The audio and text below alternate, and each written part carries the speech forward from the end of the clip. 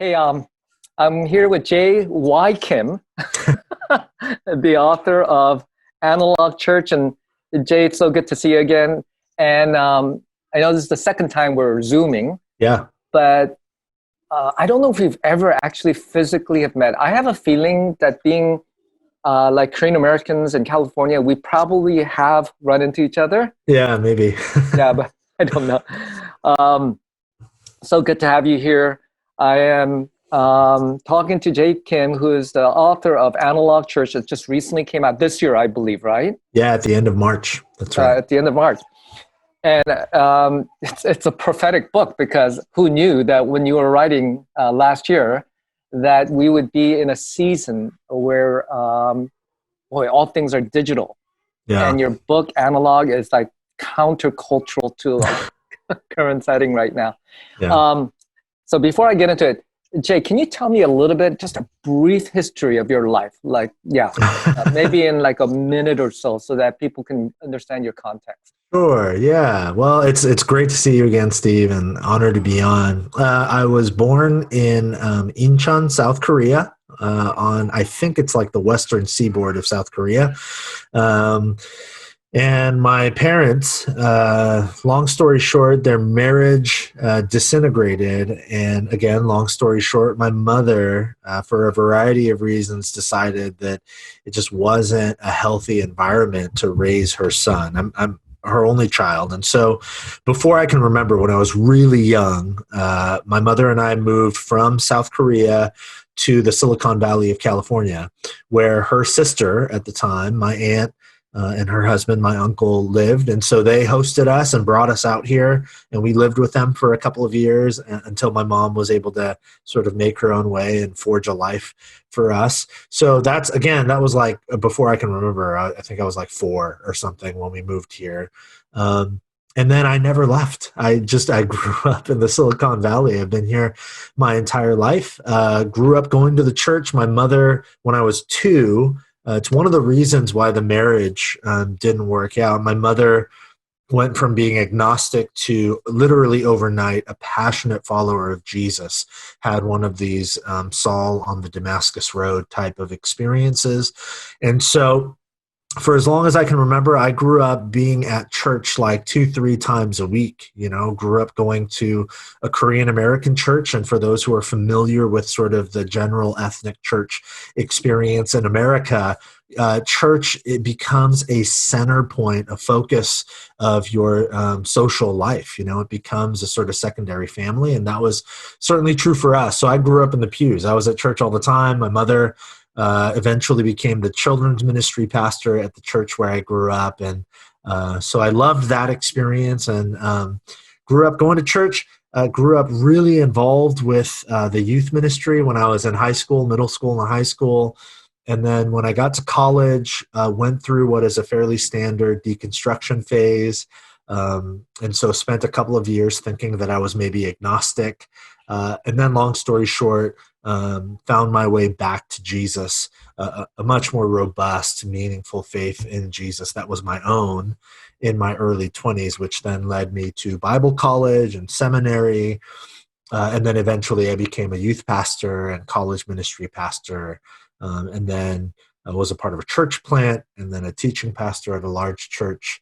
And that's been probably the last 16, 17 years of my life has been full-time vocational local church ministry, serving and leading in the local church.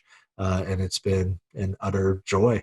So there you go. That's kind of the 1-minute version of my life. Okay, that's good. And so your ministry background encompasses both the immigrant church, like the Korean church, a typical Korean church type of a thing, as well as a mega church. Yep. Which was it technically multicultural, like 80%? There's no dominant group that's 80% or more? Or? Yeah. No dominant group more than 80%. I'd say if I had to break it down, it's probably 50% Caucasian, actually probably about a third Asian American, Pan-Asian, and then 20% mix of everything else. Yeah. Okay. And the church plant, what kind of a demographic was that? The church plant, I think, was mostly Caucasian, if I remember right. Yeah, probably 60-70% Caucasian, and then mix of everything else. A fairly dense Asian American population there as well, but mostly Caucasian, I think. Okay. So, so your background included the immigrant church, a multicultural with a strong majority culture demographic, but even in your church plant or your multicultural church, there was a strong Asian American contingency. Okay, so you're always kind of aware, at least, of the Asian American demographic, especially being in Silicon Valley. I'm assuming too. Yep, okay. Absolutely. Yeah. Okay, and that helps me. So the book Analog Church, and I'm just going to hold it up, and I'm in this tiny little square up there, but. I loved it, by the way. Thank you. Oh, thanks. And I thought it was extremely appropriate. Gave me a lot to think about. And your writing was almost countercultural to what everyone has been saying and are now saying even more, and everything's been amplified. One of the things that you talk about at the beginning is that the digital age is giving people speed, choices, and individualization. And we could get answers to questions that we want right now. We have choices of what we want to consume, and we want an individualized world almost. Yeah. But this, you say, is leading people into impatience, shallowness, and isolation, right? I think a lot of people kind of intuitively understand the downside of the digital world, but can you dig down deeper into how prevalent and how dangerous all this is? A great question. It's not monolithic. I don't think that it's just across the board. Everybody's been ruined by the digital age. When we think about our own lives and think about the people in our lives, certainly there are people who, my wife, for example, has no social media. She's not on Facebook or Instagram or anything like that. She actually does have a Twitter account, but she never tweets anything. And she doesn't scroll, actually. She uses it because she likes Twitter's sort of news algorithm, so she'll look at it to look at some news sound bites and things like that, but she doesn't use it in terms of posting things. So if you look for my wife online, you won't really hardly find her anywhere. So it's not monolithic. For her, it hasn't impacted her in the same way that, for example, sadly, it's impacted me, which is one of the reasons why I began thinking about some of this stuff, as I found myself just really wrapped up in the digital world and all of the sort of enticing tools and platforms that the digital technologies just in my hand were offering me. But generally speaking, like you said, Steve, I do think most of us feel on a very visceral level the ways in which the digital technologies that we are so accustomed to now are sort of rewiring us to experience life. And it doesn't take long for us to connect those dots, right? That speed is a value of the digital age. Everything is faster. I mean, when's the last time you walked into a Wi-Fi cafe? I mean, none of us have done that in the last 2 months, but before COVID-19, you walk into a cafe and you ask for the Wi-Fi password and you're trying to check your email or something and the page is loading slow. And then that slow burning onset of frustration and maybe even anger, when you take a step back, you just realize, oh my gosh, this is magic. If you think about it, the fact that I could sit in a cafe, have a cup of coffee, and yet still be connected to all of this stuff that I use all the time, and yet we just take it for granted. If it's not fast enough, then it's not good enough, sort of thing. And that is making us incredibly impatient. We're losing our aptitude for the long game, all of the choices, right? It's making us incredibly shallow, like you said. I mean, what I mean by that is, why would I linger with anything for any length of time when I know that I have an endless array of options before me? Because I have so much choice, there's no need for me to dig down deep and to excavate into the depths of anything.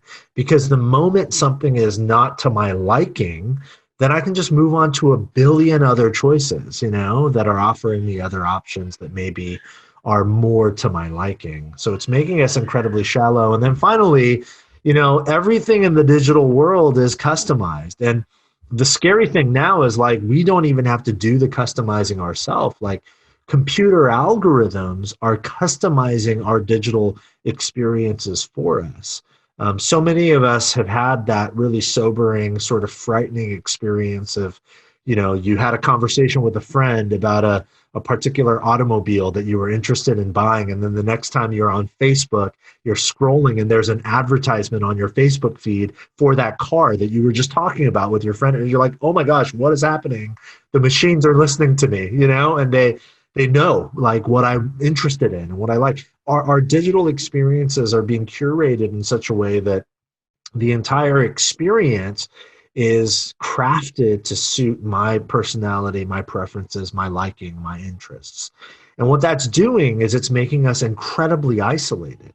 And that's not just conjecture. That's not a guess on my part. The statistics are bearing this out, right? The rise of anxiety and loneliness and depression and all of this stuff that's sort of like parallel. It's running parallel with the rise of the internet and the digital age. And so these are things I think we have to really pay attention to, because as I get into in the book, impatience and shallowness and isolation actually stand in direct opposition to the life of discipleship to Jesus, which is a patient work, it's a deep work, and it is by its very nature a communal work.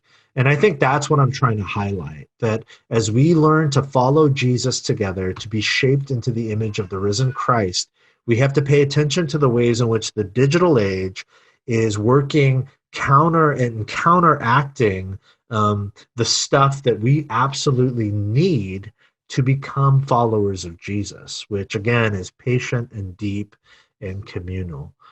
So I'm just scratching the surface there, but that's the point I'm trying to make. Right, and studies have shown like our attention span has reduced and things of that nature. And it is scientific. It's not just conjecture. Yeah. You say that what we need is in order for spiritual growth, and you just mentioned it, and you quoted Dallas Willard saying, discipleship is, according to Jesus, was like when an apprentice would walk alongside of his teacher and vice versa, and we learn to do life together. Yeah. And there's always been kind of a movement among like people who come from like a navigator's background, one-on-one discipleship, and Bill Hull, I believe, disciple-making pastor, who look at ministry as a form of discipleship, or that should be. Now, but what I want to kind of like push back a little bit is, isn't that just one kind of discipleship? And that's what Jesus did. He limited his group to 12 people, and he lived with them and spent time with them. But when we look at the life of Paul, for example, he lived and did life with like a Timothy or a Barnabas. But when he went to a particular place, Ephesus, he only spent in Antioch, he only spent a few years just teaching, and then he left. Yep. Right? Yep. Do we need to have that deeper relationship with everyone at the church? Or is there a place for that almost, how can I say it, teaching that can just be shallow? Or, just, we don't really have to have a deep relationship with that speaker. Right. Yeah, I'm sorry. Yeah. No, that's a great question. The example of Paul is a fascinating one, because Paul is obviously this towering figure in Christendom and, in Christian theology, and wrote 2/3 of the New Testament, all that sort of thing. Aside from Jesus, he might be one of the most towering figures, right, at least for evangelical Christians in a variety of ways. And that's good for the most part. It can, when it's not tempered, I think it can be harmful. But getting back to your question, when we look at Paul, when we look at his life, the reality is it's twofold. One, He certainly does travel about. He goes from place to place, and he teaches, and he gives rise to Christian movements, and he stabilizes movements. He confronts, certain leaders when they're not leading the way that he sees fitting of the Christian movement, all those sorts of things. But when you consider what is happening to the communities of faith in those places where he enters and exits, the reality is their life of journeying with Jesus is still patient, deep, and communal. Paul doesn't leave individuals in individual homes. He leaves communities of faith in cities and towns. And that's crucially important for us to recognize. At the same time, when we say, well, what about Paul himself? Like, maybe that's what I'm supposed, certainly I do think there is a very biblical framework for what it looks like to be apostolic, might be a word that people use. And I want to be careful how I use that, because I think theologically that word has been deconstructed and pulled apart in ways that are both helpful and harmful. What I mean by that, just very, point blank, very pure and simple, is I do think there's a biblical framework for men and women who are called to begin and to launch movements in the name of Jesus. And those folks don't necessarily stay and linger in those communities for a long time. Their life's calling, their work may very well be to go and begin and launch movements all over the place. There are people who, from my church planting experience, there were folks on our team, on our launch team, who it became very clear about a year or two into the process, these folks were pioneers. These were people who were here to help us pioneer this new movement of Jesus in this particular location. But they're not called to be here for the long haul, to shepherd and to pastor these people. There are other people who are called to do that. And then those people who pioneered would eventually move on and help pioneer other things, other new things, and other new ministries. So I certainly think that there is something to be said for those who are called to that sort of work. But I think when you look at the communities of faith that Paul entered and exited, when you look at the way those communities continued to operate long after Paul left, it's a part of why he wrote some of his letters, right? That they would continue to journey patiently and deeply and communally. And those themes run true in all of his letters, right? That he's very clear in the fact that what we are saying yes to when we say yes to the journey of following Jesus with our whole lives is a patient work, that it's a work that is going to require the entirety of our lives, slow and steady, every moment of every day, that it's a deep work, it's a work that needs to dig roots deep down into us, and that it's communal. I mean, how many of Paul's letters are strewn with encouragement and indictment about how community is being done appropriately and how it's being done inappropriately and how they need to course correct. I mean, so much of Paul's work is about some of those things. So along those lines, I think it's important to note that, yes, even when we look at the life of Paul, certainly Paul himself would enter and exit communities, but the communities that he left behind continued to journey with Jesus patiently, deeply,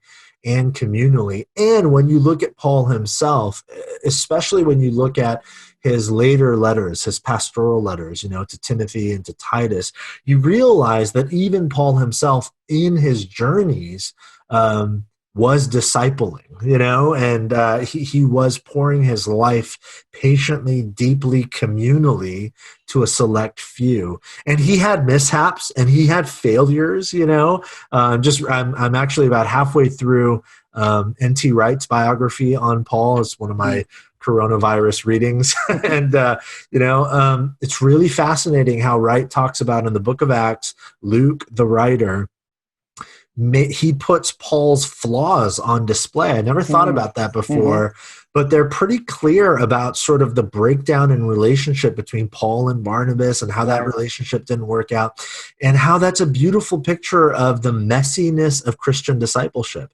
And yet Paul doesn't give up. He doesn't say, this relationship didn't work out, so I'm never going to pour into another person again. He continues to journey alongside others, and you see the fruits of some of that in sort of his love and admiration and real warmth in many ways to Timothy and to Titus, particularly toward the end there in some of his final letters. Okay, so that's great. That's helpful. So what you're saying is, although Paul perhaps had an apostolic kind of a role, going into churches, spending a lot of time teaching, but what he left was a community of faith that was communal, deep, etc.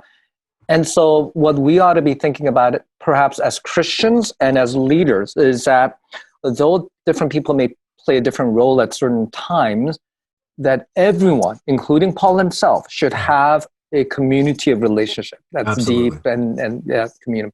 Okay, that's helpful. When we look at Paul, now let's dwell on that a little bit. If internet had existed in the life during the time of Paul, or if it had existed in the time of Jesus, I think you kind of talked about it. If I was in Antioch and Paul spent some time with us and then he leaves, I would still want to stream Paul's messages. Yeah. Because he was brought to that community because he was a gifted communicator. Yeah. Right? Yes. And so the people at Ephesus, the elders at Ephesus wouldn't weep because Paul was leaving because, we can still, log on to his teachings. Now, the tension that we have right now is that local pastors are having to compare themselves to Matt Chandler's, Tim Keller's, David Platt's of the world. Yeah. What do you say to people who, they love their local pastor, they know that they mean well, but they're just not as good. And you and I know this. Yeah. If Tim Keller was coming to San Jose for a conference, you would go. Yeah, of course. But not if it's some Joe Blow. And they're just not as gifted. What do you say to the Christians and to the leaders who are tempted by that? That's a great question. I think maybe the best way I can respond is to highlight a dichotomy that I think we've lost. And what I mean by that is this, and just going back to Paul as an example of this, when you consider Paul's letters and the fact that had we had the internet and Paul could have Facebook lived his letters and just spoken them, that we would have all watched. Certainly that's true. I would have logged on and watched, as I have in recent weeks. Tim Keller, who you mentioned, has been doing these little talks on Facebook Live, and I've watched, and they've been incredibly helpful and thought-provoking. And of course, why wouldn't I do that?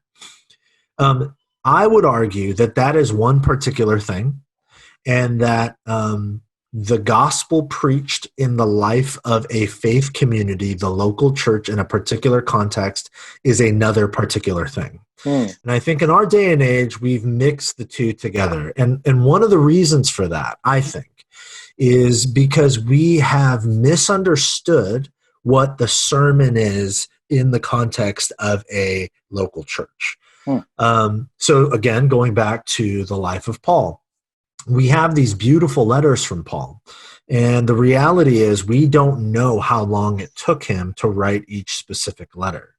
But most scholars would agree, based on the wording and the language and the care and caution with which he words specific things and the density of theology in many of his letters. This isn't true for every letter, some more than others, but the reality is most of his letters, he very well probably had a scribe who was writing while he was speaking. That may not have always been true, but it certainly could have been true. So all of those things, what it tells us is that it's very likely, although we cannot know for certain, that what we are reading in Paul's letters are carefully crafted, incredibly deep, thoughtful sort of highlights of his thinking. He's writing to communities of faith who are trying to figure out what it means to follow Jesus in the first century ancient Near Eastern world, which would have been a really complex and complicated and new idea for them.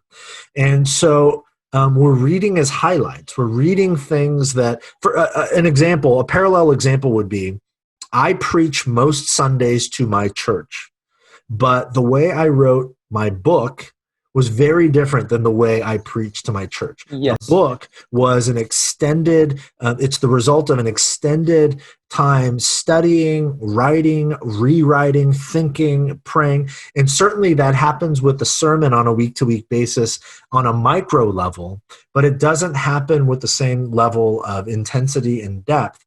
And that's not to say the sermon is any less important or any less potent. When the Spirit of God is moving and acting in the midst of the sermon. What it does mean is that in exchange for sort of the incredible intellectual depths that I pour into the book, in exchange for that, when it comes to the sermon, what I am doing is I am trying to excavate deeply into the heart of my community and our people. So I'm speaking very specifically to the people who I know are sitting in the seats, people whose hands I can shake, people who I can hug, whose facial expressions I can see, whose stories I know on a very specific level. And so I do think that there are two different things happening when we watch Keller give a lecture on Facebook Live versus when we are speaking, communicating, and preaching to our people. Thomas Long, in his book on preaching, which is incredible work, he talks about how the sermon is not simply the gift of the communicator, but the sermon is what comes alive when the preacher and the congregation gather to speak, to listen, to lean in, and to embody the ideas together. And I do think we have to create that sort of understanding. There is a time and a place to live stream and listen to incredibly gifted voices who God has called to speak to the church at large. And then there is an important time and place in which we gather as our local communities to hear and to embody and experience the specific words of God given to our specific community through this specific teacher or preacher who's been called to speak to us in that moment and in that place and in that time. So there's a time and place for both. So, if this is a question of what I would say to preachers who are feeling the brunt of comparison, I would just encourage all of us, you're not Tim Keller, unless Tim's watching this, hello.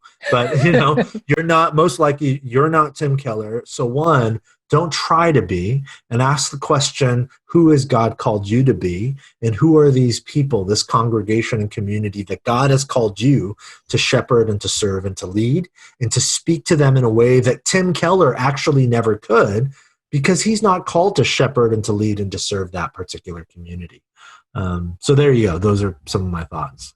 Yeah, I love what you said in the book, that oftentimes preachers, we compare ourselves and then we try to copy, and then we become a caricature. That's right. And that's like the worst of what we can become. And the worst thing about that is that God's called us to be who we are, but we're not being who we are. I love that. I love what you're saying. There's perhaps it's kind of like for us to live stream or listen to these world famous communicators, that's like a dessert that we need periodically. But what we can enjoy periodically for specific needs, but what we need on a regular diet is contextual communication of a preacher or a leader that we have a relationship with, that knows us and my community. Yeah, that's a great distinction. You talked about growing up in the Korean church and how you ate kukbap or radish soup. I love mukuk. Yeah. Oh, mukuk. Yeah. I love that story about you with your youth intern, by the way. That was a great story. I can just completely imagine that too. Growing up in the immigrant church, that the average immigrant church there's a lot more community there. Yep. That they do life together because that's where they can find community. Yeah.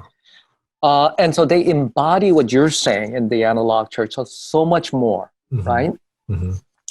But there's also been this tremendous pressure in evangelicalism to leave the immigrant church and to go to the multicultural church or the majority culture church, et cetera. On the one hand, we're saying experience community. And on the other hand, saying, well, be this other thing. Can you speak into that tension? I don't think I have a lot of wisdom to offer there. Probably the best thing I could share is my longing. Like you said, I grew up in a Korean American church. And yet I've spent almost my entire local church vocational ministry life in non-ethnic churches. And so I definitely feel the dichotomy. It's true what you're saying. That's not just, a hypothetical. Ethnic churches, for I think a variety of reasons, have a sense of community and communal belonging. And that can get ugly too sometimes. I was a part of a church split when I was growing up, and the church where I grew up actually had a faction that broke off. And I was a kid, but I do remember how ugly that got because of how beautiful it was when we were together. You know what I mean? Like when you're not truly community in a familial sense, if somebody leaves your church, then it's not that big of a deal. They're just leaving. And you're like, okay, well, bummer, you found this other place. But when someone feels like family and they decide to leave, it's just like the pain of it and the heartbreak of it is just really severe. So, there's all of that. I don't know. I don't have a lot of wisdom to lend there except just my longing.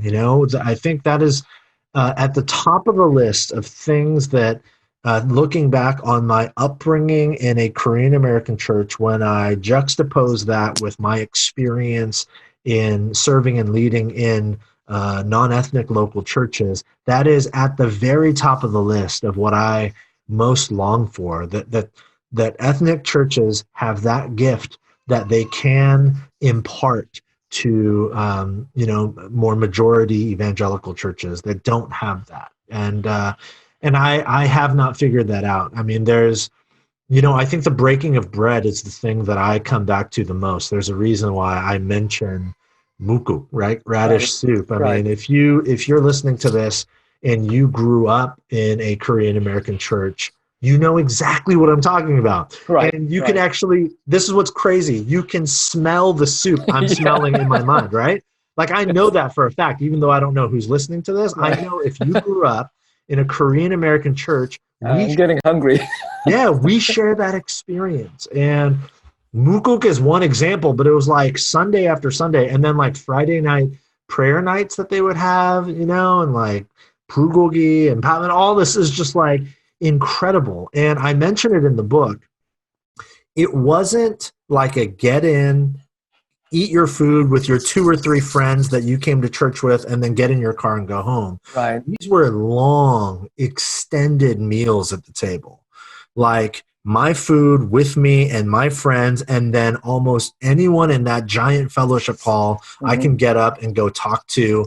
And there were like a dozen and a half adults in the room who felt like uncles and aunts to me. Right. Who would ask me how I was doing and joke with me and mess up my hair.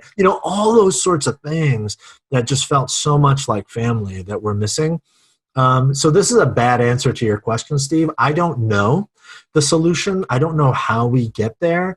But when I read the New Testament, what I do know is that Paul is, going back to Paul, he is adamant about, and I dig into this a little bit in the book, he is adamant that Christians are a family now. Right. And he does not mean that as just a poetic metaphor. Right. He means that in a disruptive, everyday way. Right. Like you are supposed to live every day like your family. And that actually is going to cause disruption to your daily activities and the way you think about the way you live and are in the world. And that's something that in majority churches, in evangelical American churches, I don't think it's something we've lost. I think it's just something we've never had, at least in my experience, and something we need to capture and recapture. And I think that ethnic churches have that as a gift that they can offer to churches like mine. Yeah, I mean, it's almost like what should happen is that the white community should come into the ethnic church and learn what church is supposed to be, and the ethnic church not be embarrassed at Not at all, like saying, "Hey, I'm like your uncle or aunt, and I, let me help raise your child," almost. Yes. But that's beautiful. If there's a Korean church looking for a pastor, I think Jay's longing for. Mukuk. If you have Mukuk, Jay, with this COVID thing, we're all locked down, and you're streaming from your home.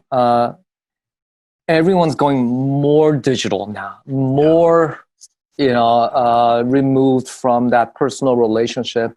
And when we come out of it, and who knows how long this is going to go on, I think this is going to leave a remnant in the psyche of our people. Like, I don't want to physically be close.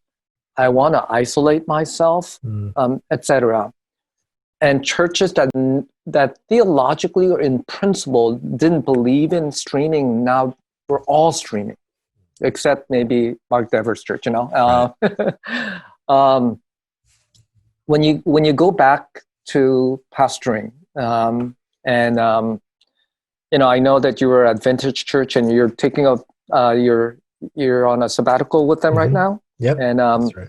And when you come back, you're going to be in a transition. Right. Yeah. Starting a new role at a new church, actually an old church, a church that I came from, the big multi-site mega church that I came from. I'm going back there to step into a new role there. Yeah. Okay. And so you're going to be stepping into a church that has a multi-site, multi-campus. Yeah. Those are the kind of churches that do video venues, etc. That oftentimes don't have as deep a community as the Korean church. Now, and the push to be digital is all the more greater, right?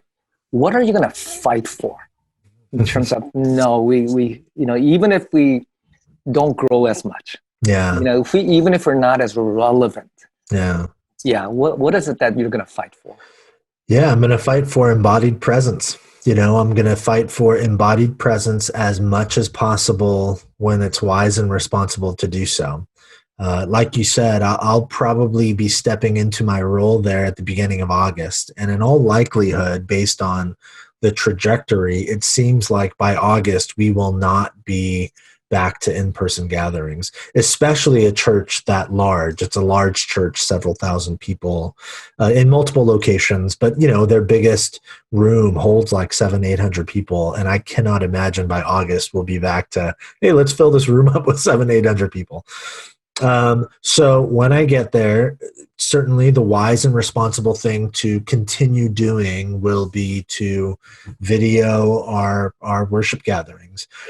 And yet at the same time to equip our people as much as possible to, in micro embodied ways in their homes with their families or with their roommates, to practice worship together. And so the church is already doing some of that. But, when we get back to in-person gatherings, whether that's early 2021 or somewhere else down the line, who knows? But when it is wise and responsible to begin gathering in person again, and the church already knows this has been an ongoing conversation, obviously, in terms of the transition back. We will fight for, not just me, but we together collectively will fight for as much embodied presence as possible. So an example of that is already in moving toward this transition. already for the past year or so, this church that I'm returning to has been moving away from the video teaching model and putting live communicators at their location. So currently, before COVID-19, they were at about 60 to 70% live teaching at all locations. And about a third of the time, it was still video. And the plan is once we get back to in-person gatherings, we'll move to an overwhelmingly majority live teaching. So, 98%. There might be like one Sunday a year where we do a video thing for a strategic reason, which is more sort of informative and all of that. But we'll move to a live teaching model. And then, of course, it's not just that. It's about what's happening in homes, not just as people gather for the large gatherings, but as we scatter into homes and office spaces and community groups and mid-sized groups all over the city.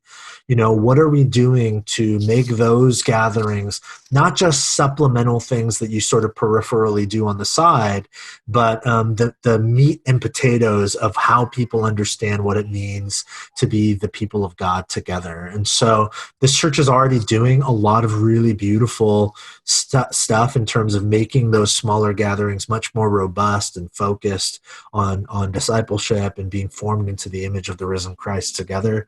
And I'm hopeful that we'll lean into that even more strongly as the weeks and months and years move along. So I'm excited and I'm hopeful about that future. But that is something that I, along with the team there, will continue to fight for, is as much embodied presence as possible.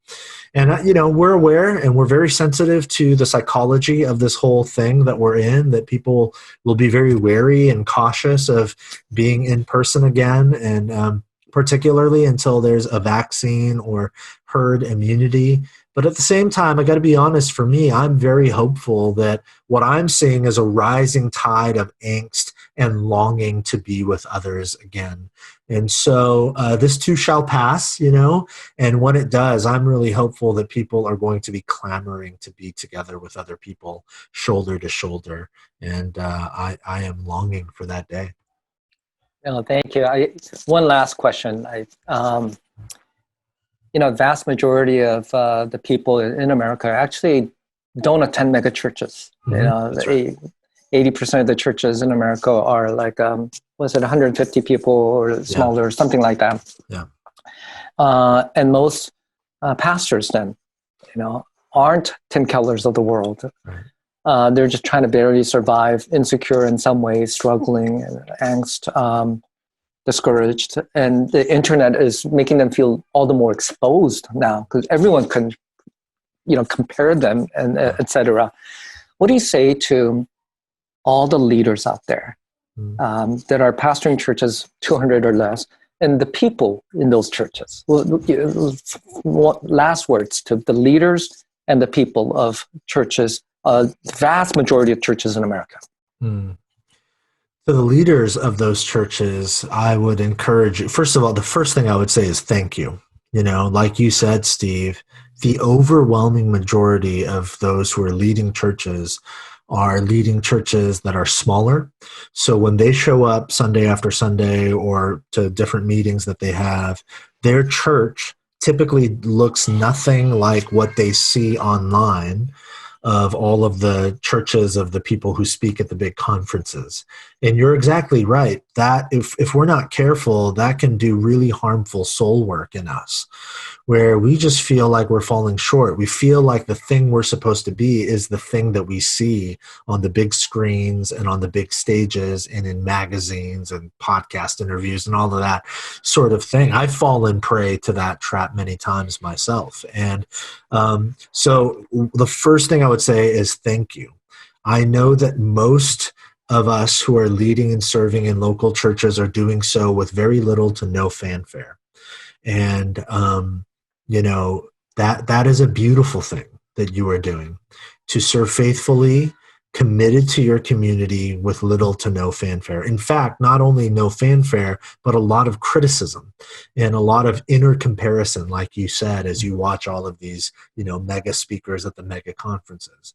So thank you for continuing to serve faithfully in the midst of what is an incredibly difficult time to serve, And secondly, I would say God has called you to be you, not to be anyone else. And just as much as you cannot do what Tim Keller does, just as much as you cannot do what Matt Chandler does, or what Francis Chan does, or Erwin McManus does, or whoever, the reality is Keller cannot do what you do. And we never think about that because you're not on a magazine cover or in a podcast or speaking at some mega conference. But that is reality. Like, you cannot do what Keller does, but Keller cannot do what you do.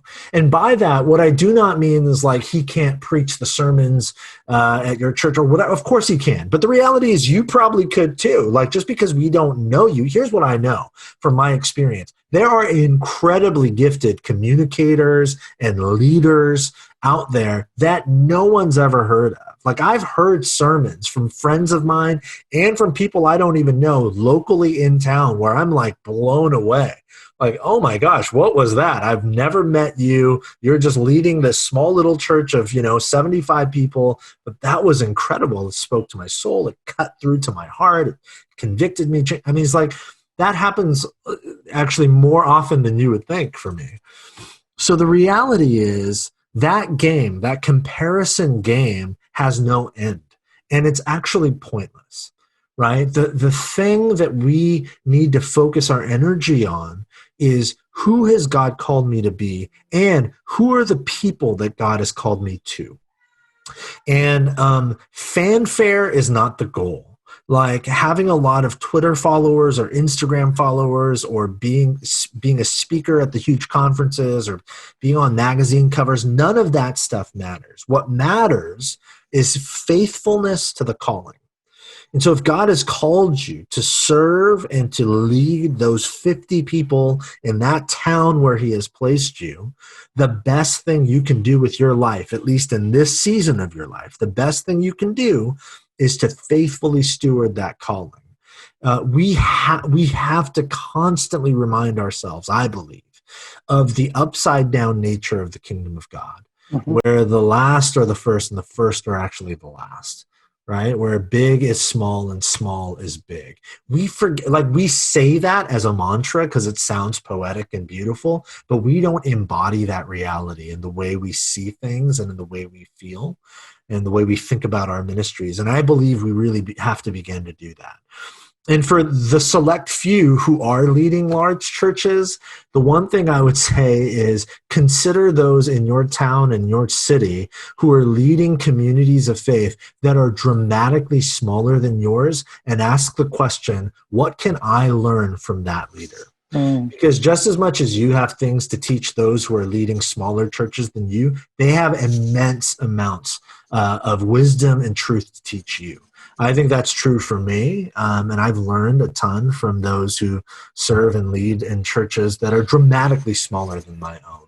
And some of the best lessons I've learned in life have been from folks who are leading in smaller churches. So that's what I would say. And if you're somebody who attends a church that maybe isn't, Redeemer or The Village or whatever, the thing I would say is, if you are comparing your church to the churches you see on Instagram, then you are thinking of church as a commodity, and you are entering into the evangelical marketplace.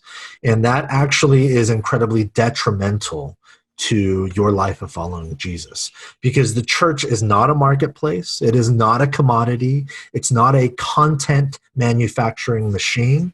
The church is a family to which you belong. Meaning, the church is a family to which you are called to participate and contribute. So ask the question, what am I called to do as a part of this body, rather than what can this body give me, and is it to my liking? So there you go. Those are some of my thoughts. Fantastic. Thank you so much. That last part, I thought that was something immensely helpful for people. Don't look at your church simply as a commodity. Look at it as your family, right? And that puts a completely different perspective.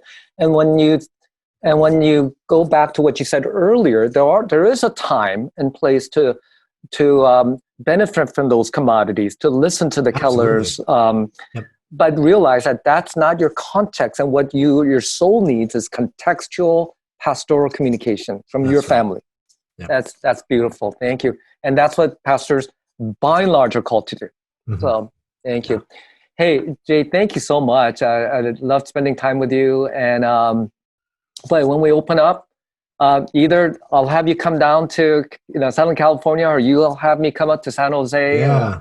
Hang out together. We'll get some Korean food together. Yeah. I don't know if they'll open Korean barbecue, but whatever we can do. I hope so. I pray so. I know.